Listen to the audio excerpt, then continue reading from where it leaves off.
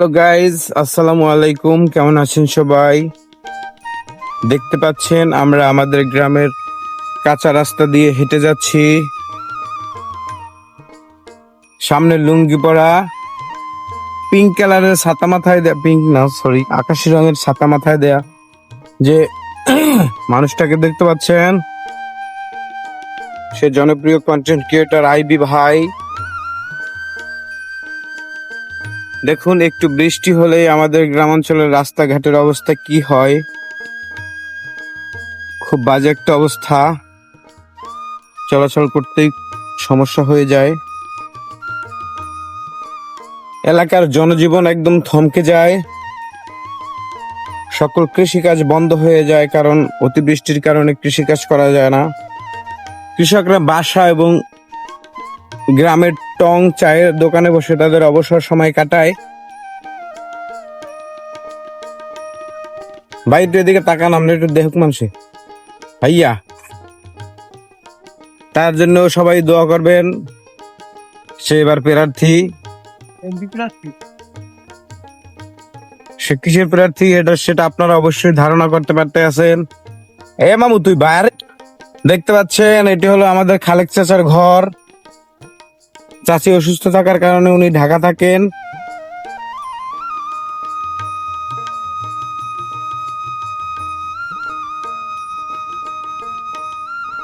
চারদিকে পানি থই থই করছে।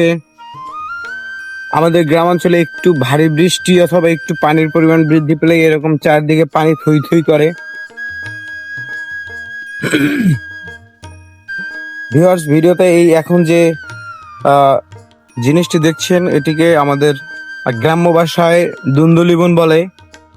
এটা চাষের কাজে ব্যবহার করে। দেখুন এখানে এখন হাঁসগুলো, চীনা হাঁসগুলো স্বর্গরাজ্য বানিয়ে নিয়েছে।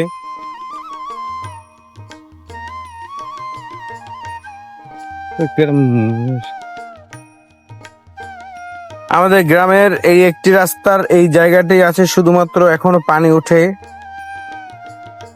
এই জায়গাটি আমি বেশ কয়েকবার আপনাদেরকে দেখিয়েছি। ভিউয়ার্স, এরকম হাঁটু সমান পানি দেখে আমার ছোটবেলার একটি কবিতা মনে পড়ে গিয়েছে।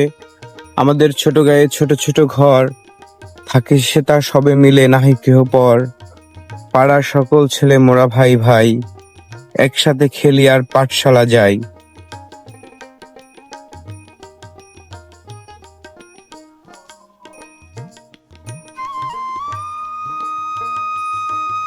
ভিউয়ার্স, এই যে মাটির রাস্তাগুলো দেখছেন, প্রচুর পরিমাণে পিচ্ছিল রাস্তাগুলো। এখান দিয়ে আমরা যারা প্রতিনিয়ত চলাফেরা করি, আমরা তো অনায়াসে হেঁটে যেতে পারি। আপনারা যদি হেঁটে যান, স্লিপ কেটে পড়ে যাবেন। ভালো থাকবেন সকলে। আজকের ভিডিও পর্যন্তই। আসসালামু আলাইকুম রহমতুল্লাহ।